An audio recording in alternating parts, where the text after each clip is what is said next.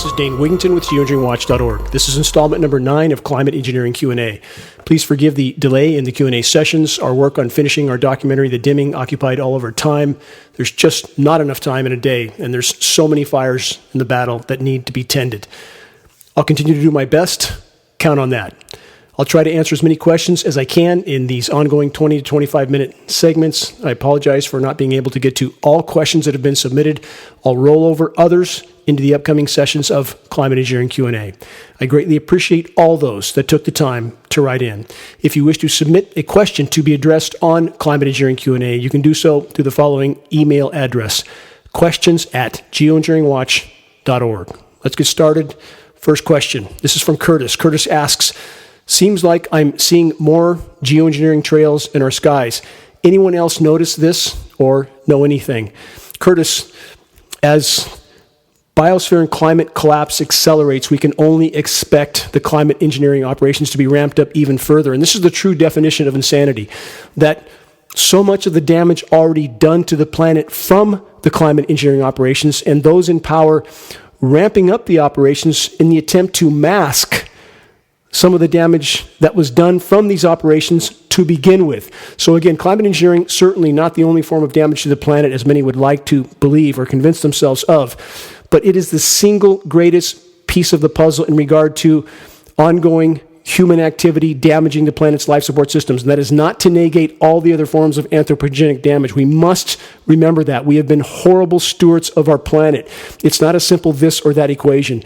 But back to your original question, yes, the aerosol operations are being ramped up as the polar meltdowns accelerate and feedback loops kick in, like methane, for example, that's spewing from the polar regions, especially the Arctic. Formerly frozen methane deposits are thawing and releasing. That methane migrates into the atmosphere. It's lighter than air, and it's spreading out and covering the planet like a layer of glass that allows heat to get in and not to get out. If you want to see a shocking example of what's occurring, again, search Siberian methane craters. You'll be absolutely shocked at the images you see, and consider that the blowouts that are occurring on the seafloor are exponentially larger than what we can see on land. So yes, the power structure is ramping up the aerosol operations as they have done through every administration, but because the equation of planetary meltdown, planetary life support system implosion is accelerating so non-linearly, the same is true with the climate engineering operations, and they are chemically nucleating everything they can get their aircraft over to try to create the impression of cold on a world that's in total meltdown. Imperative for people to remember that these engineered winter weather events, like what just happened in Colorado, like what was carried out in Texas, it's being done in Northern California, in between 75-degree days, we've had a number of flash snowstorms. That's all chemical ice nucleation for weather modification, patented processes. So total desperation on the part of the climate engineers. Very long answer to your question.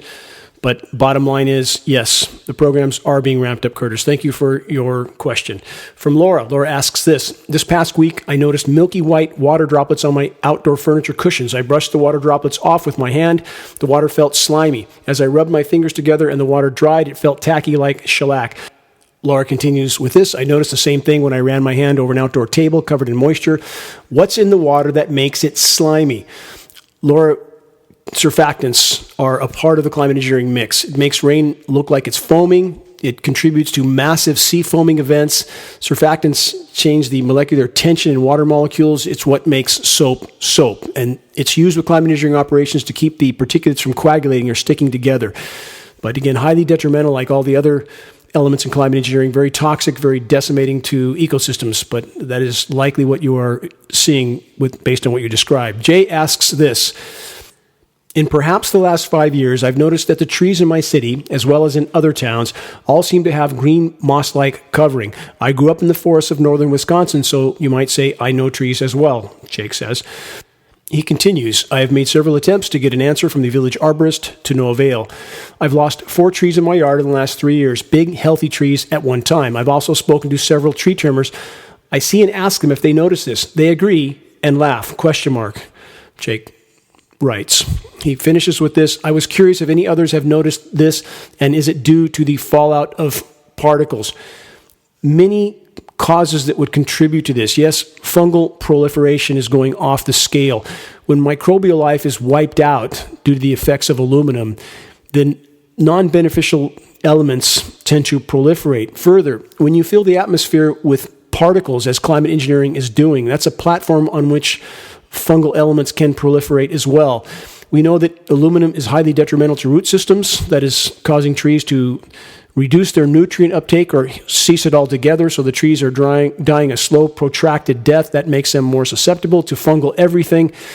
Bottom line, from the clouds to the ground, every aspect of the web of life is being decimated by the climate engineering operations. So we are seeing fungal proliferation across the board, much like the human body. When you introduce antibiotics, it kills beneficial microbiome, and fungal elements proliferate in many cases. So something to compare that to. Thank you for your question, Jay. R. Clemens asks, this spraying has gotten so unbearable, it has gotten thicker, it is very destructive to the eyes as well as other side effects. It seems that everyone is silent and conforming to these practices, from doctors to the meteorologists. We really need some relief quickly. What can I do to help in this war against humanity? This is what you can do, is to help start spot fires of awareness. This fight cannot be won without an army of the awakened, and being awakened means a sense of responsibility to the whole, that if we do not all come together and stand against this insanity, we are done. The ship is going to go down. That's a mathematical and statistical certainty. You take this one step at a time. The journey of 1,000 miles begins with a single step. On the homepage of geoengineeringwatch.org is the activist suggestions link. Please go there, look at the links within that link, very specific instructions on how everyone can help from their own home computer even to help start spot fires of awareness and to ask others to do the same. Every single day counts. And if we do this together, here's the equation. If you wake up 2 people with credible data on the first day of a 30-day month, and those two each on the second day, and so on for 30 days, at the end of that 30-day month, you're into the many millions of people that are awake. That's an exponential equation. That's the equation of awareness we need to create as fast as we possibly can. Next question from Jake. Jake asks, at the Earth's surface, warm air rises, causing low pressure. How does microwave-induced heating of the upper atmosphere cause high pressure? Why doesn't that heated air rise, causing low pressure? Because it's an unnatural process of high pressure creation. When you heat the ionosphere, you create a bulge in the atmosphere that presses up and down. And that's very scientifically documented. So when they heat the ionosphere with ionosphere heaters, which causes an electrical chain reaction in the ionosphere, when you beam this microwave radiation into that layer of the atmosphere, it causes an electrical chain reaction, causes the atmosphere to bulge, pushes up and down. Stated purpose for the bulge going up by the military-industrial complex is to create resistance for an incoming ICBM, intercontinental ballistic missile. As it presses down, high pressure, that heats the area below that as it pushes that air down. So this is where they can create these pressure zones that help to steer the upper level wind currents, which helps them to direct weather systems. Been over this many, many times at geoengineeringwatch.org, and this is what makes climate engineering so dangerous, so deadly, the covert weapon of those in power, the crown jewel weapon, I would argue, that they can topple countries or populations without those populations ever even knowing they are under assault. Thank you for your question, Jake. Next question. Deborah asks, the local Met Service, and for the record, for the relevance in this question, that is in New Zealand, I believe, with this question.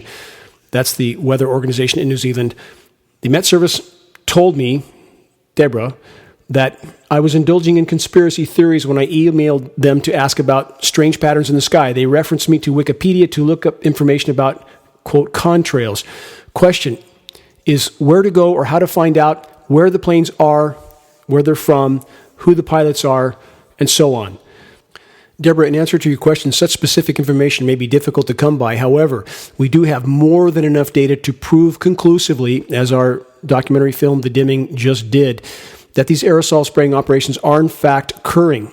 And if we share enough credible data with enough people to wake them up to what is going on and to the ramifications of what is going on, wheels will begin to turn in this battle by themselves. Our only way forward in this fight, again, a critical mass of awareness meaning not just knowing about an issue, but understanding one's responsibility to deal with it. And as we wake up military families, and they know what their military member is involved with, and those in private defense contractors that are contributing to these operations, Raytheon, Lockheed Martin, and so on, that they would stand down, that they would understand they are literally exterminating themselves, their own posterity, along with the rest of us. So it all comes back to a critical mass of awareness. I would not recommend pounding your head against a wall that's not moving. Walk around that. Press on, sow more seeds. They will be forced to sprout as events unfold around the planet. Thank you for your question, Deborah. Next question, Greg asks this. They're picking on us in north central Iowa and south central Minnesota. Greg further states, I watch and take pictures every day of them spraying. There's also herringbone clouds. I was wondering if old microwave towers could still be used to modify the weather. Also, Greg asks, would it be a good idea to go to airports where the jets are departing with signs and people to let them know we know what they're doing? I watch them spray, and as soon as they're done, they drop altitude and go back home and land. There are no commercial flights, perhaps not in Greg's area, though. Again, commercial aircraft are positively being used. I'll give more on that in a moment. But Greg finishes with this. How can I get other Minnesota residents involved with helping to sound the alarm? Greg finishes with, thank you so much for all you do. I'm getting educated on everything you say. Wish more people would get involved. I will never give up. Thank you for standing your ground, Greg. We need everyone to have that attitude that we cannot go silently into the night. And if we all stand together, we may yet alter this equation dramatically in the right direction. Yes, peaceful protests at airports would be very, very helpful. Too many people want to sit the bench and hope someone else is going to move the ball up the field. That's not going to happen. This battle will take all of us. The few cannot fight this battle on behalf of the many. We need an army of the awakened. Again, awakened means not just knowing about the issue, but understanding one's responsibility to deal with this issue. If we don't deal with it, again, we're done. Back to Greg's original question about the older transmission towers being used for weather manipulation. Yes, many appear to be being used in this process. They are being fitted with service entrances that supply them with, in some cases, more than 10 times the power they need for communications. They are positively being used with climate engineering operations. We can see this on many monitoring sites. Thank you for your questions, Greg. Next question from Sharon. Sharon asks, are the lawsuits having any impact at all? Question mark. Do we have a prayer of stopping the insanity?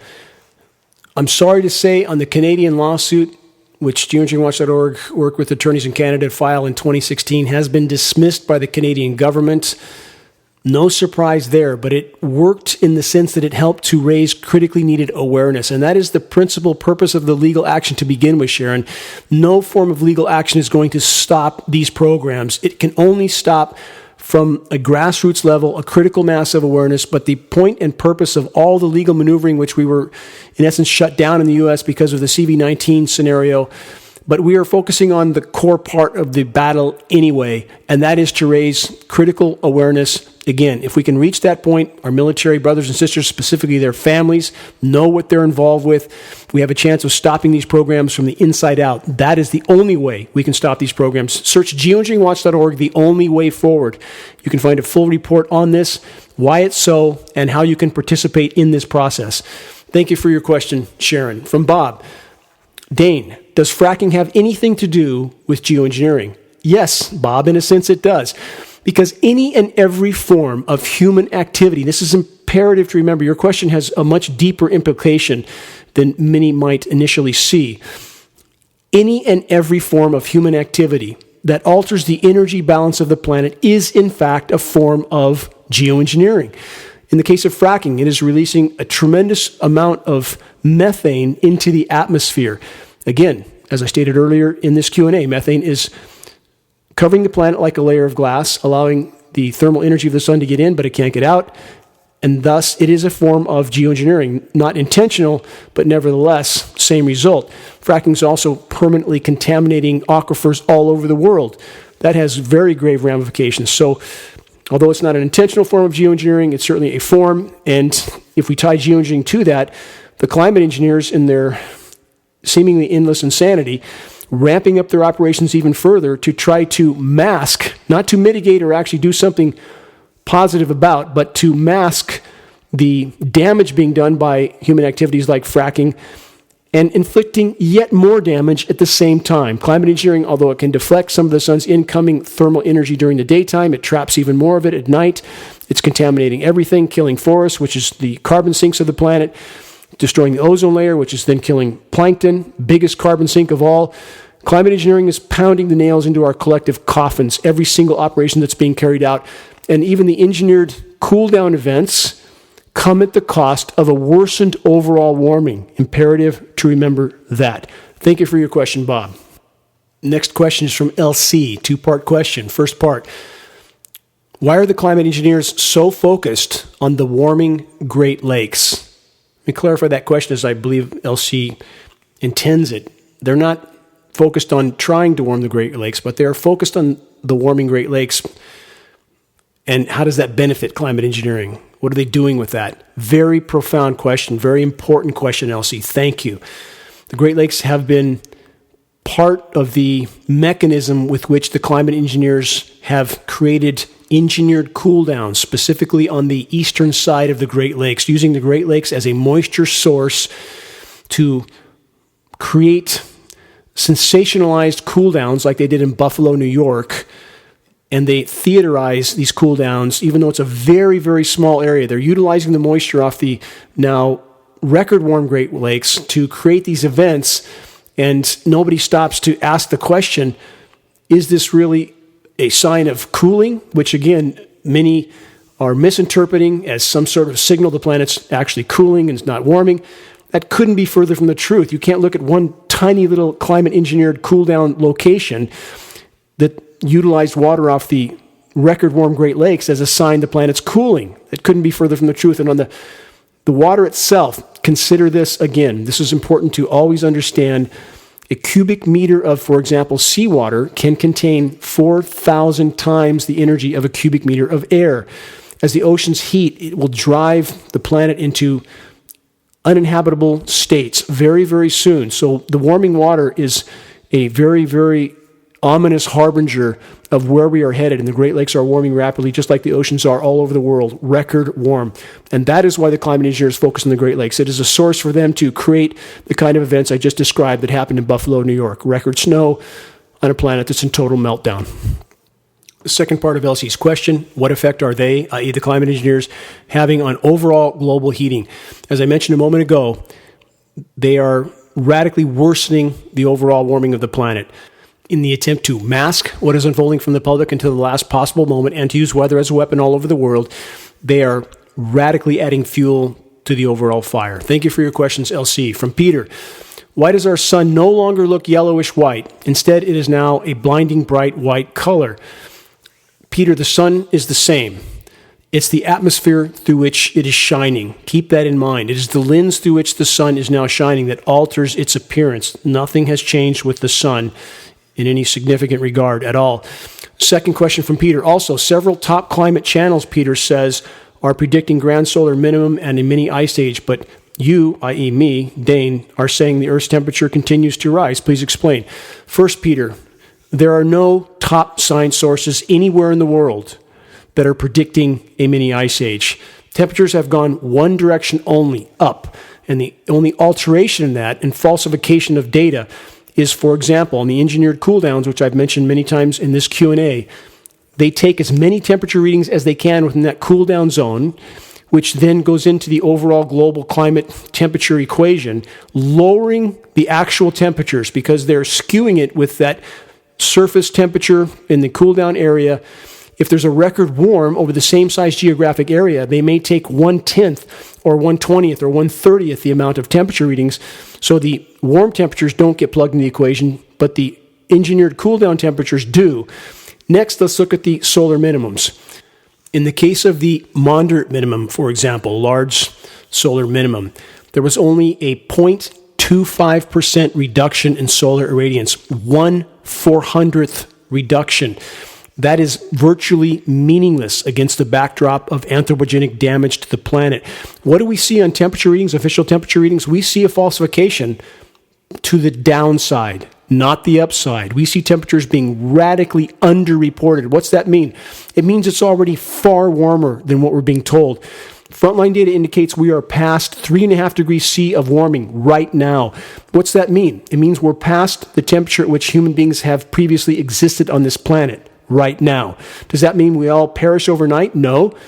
It's the equation I've given before in previous broadcasts. You can drive a motorhome with a refrigerator full of food out in the middle of the desert till you run out of gas and think that everything's fine because you're still able to party with what's in the refrigerator. What happens when that runs out? And that's exactly the scenario we're in right now on a planetary scale. So again, in summary, this is an important question. It's important to understand. The planet's not just warming. It's in a state of total meltdown. And for those who sincerely want to fight climate engineering operations, it is essential that you recognize and acknowledge the engineered cool downs, Texas, Colorado, what's happening in California, what's happened in many other places around the planet. Again, the Texas Gulf Coast was 30 degrees colder than the North Pole when that event occurred. That's not nature. How many people reported that, oh, by the way, the North Pole is 60 degrees above normal? Nobody said a word. So the population adopts narratives like this because they look at Texas and think, oh, this must be true. Look at Texas. What about the rest of the world? And consider that the most engineered to the cold side region on the planet over the last 8 years is the eastern half of the North American continent. Why? Because America is the richest country in the world, and that is the biggest part of the American population, the eastern half. If you can convince them that there's enough cold in the world still, they're not going to care. They're not going to care about what's happening globally. The eastern half of the U.S. lower 48 states it's 1/200th of the Earth's surface area. That's hardly a snapshot of the entire world. So again, we need to look at facts. We need to get past ideology or false narratives that are being pushed. There's no credible science source at all that's pushing or propagating any sort of mini ice age narrative. It couldn't be further from the truth. The oceans are superheating, the poles are melting down, and please don't believe me. I'm not asking anyone to believe me. I never, ever have. You want to see what's happening to Earth's ice deposits, which is the bottom line in this whole equation? Spend $3, go online, and watch the film Chasing Ice. If you don't believe what you see with your own eyes, there's nothing I can tell you to the contrary. Thank you for your question, Peter. Ricardo asks, my question is, Dane, I know that you were a father. If you had 2 small children, would you let them play outside in the sun? Short answer, Ricardo, yes, I would. I would pick the days. If there's a day when it's extraordinarily bad spraying, I would try to keep the exercise down, the less you inhale. These particulates, again, they're very bioavailable, which means easily absorbed. They're very bioaccumulative, which means they stay in the system. And that inflamed respiratory system makes us more susceptible to every form of pathogen, including CV-19. I'll go into that more in my broadcast this weekend because we now have peer-reviewed study to back up what I have said on Global Alert News since the start of the CV-19 scenario. But I would pick the days. Certainly, some sun is still good, even though the UV is off the scale. Still need vitamin D. Just be cautious and careful, but you can't keep them inside. That's worse for them, and that's worse for their mental state. Also from Ricardo, this statement. He says, our pine trees here are collapsing by the thousands, perhaps millions. Ricardo is from Portugal, by the way. Trees are dying all over the world. That's something we must all remember. No trees, no people. And it's, again, an extraordinarily non-linear equation. Once the trees reach a breaking point, and that's my background, I'm very familiar with trees because my background in this sense, my father was an arborist and I worked with him, and I've done 6 total state and federal habitat restoration programs, which I led from start to finish on our habitat preserve on the east side of Lake Shasta, habitat restoration on an industrial scale. I know trees, but when they reach their breaking point, they are very close to flashing out dead. And we are seeing that in the forest here at a scale it's staggering. I can barely go into the forest. I'm seeing my forest brothers die by the drove, and it is heart-wrenching, absolutely heart-wrenching. We have to stop what's happening in our skies immediately. Climate engineering is more than any other factor killing our forests, killing our plankton, and killing us because we're breathing particles that are building up in our systems. It's a very slow, insidious death. I'm not downplaying industrialized pollution, absolutely major factor in the equation. But in regard to ultra-fine particulate matter, nanoparticulates, climate engineering, single greatest source by far. We must bring this issue to light. Thank you for your question and statement, Ricardo. Next question from Justin. Justin asks this: what factors do you think are deterring other healthy-minded and capable people from taking a vocal, well-researched, and powerful stand against geoengineering in much the same manner that you are? Question mark. In answer to your question, Justin, I'll start with this. There are many others around the globe that are standing up and taking such a stand, if you will. And I'm eternally grateful to all of them.